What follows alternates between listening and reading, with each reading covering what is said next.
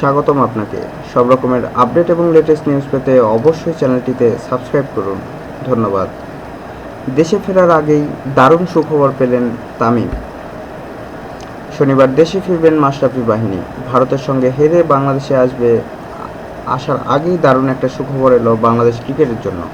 এবার চ্যাম্পিয়ন্স ট্রফিতে দুর্দান্ত পারফরম্যান্সে ইংল্যান্ডের ঘরোয়া ক্রিকেটে খেলার প্রস্তাব পেলেন তামিম ইকবাল। আসছে ন্যাটওয়েস্ট টি-20 ব্লাস্টে তামিমকে দলে চায় এসেক্স কাউন্টি ক্রিকেট ক্লাব, যার টি-20 খেলে এসেক্স ইগলস নামে। শুধু তামিমের জন্য নয়, এমন প্রস্তাব যে বাংলাদেশের জন্যই ভালো কিছু ইঙ্গিত তা বলার অপেক্ষা রাখে না। সূত্র বলছে, চ্যাম্পিয়ন্স ট্রফির প্রথম 2 ম্যাচে ইংল্যান্ড ও অস্ট্রেলিয়ার বিপক্ষে সেঞ্চুরি ও 95 রানের ইনিংস দুটির পরই তামিমকে প্রাথমিকভাবে আগ্রহের কথা জানায় এসেক্স। এরপর এগিয়েছে কথাবার্তা। ইতিমধ্যে তামিমকে আনুষ্ঠানিক চুক্তিপত্রও পাঠানো হয়েছে। এমনিতে এই প্রস্তাবের চুক্তিপত্রে তামিমের সই না করার কারণ নেই, তবে তার জন্য সিদ্ধান্ত নেওয়া সহজ হবে না ব্যস্ততা ও ঠাসা সূচির কারণে। টি-20 ব্লাস্টের সময়টাই জাতীয় দলের খেলা নেই, তবে তার শরীরটা যে বিশ্রাম পাচ্ছে না খুব একটা।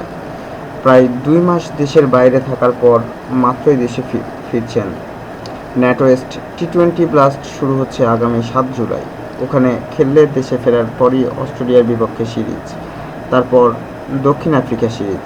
এতে খেলার ধকল শরীর কতটা নিতে পারবে সেটা ভাবনার বিষয়। তবে সব দিক ভেবেও তামিম সুযোগটি হাতছাড়া করলে সেটি হবে বিস্ময়।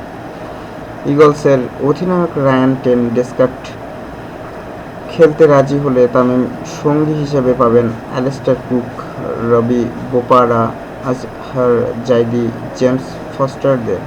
কাউন্টি ক্লাবটির ঘরের মাঠ চেমসফোর্ডের কাউন্টি গ্রাউন্ড। এর আগে 2011 সালে ইংল্যান্ডের ঘরোয়া টি-20তে খেলেছিলেন তামিম। নটিংহ্যামশায়ারের হয়ে সেবার সুযোগ পেয়েছিলেন 5টি ম্যাচ খেলার। এবার হয়তো সুযোগ থাকছে আরও বেশি ম্যাচ খেলার।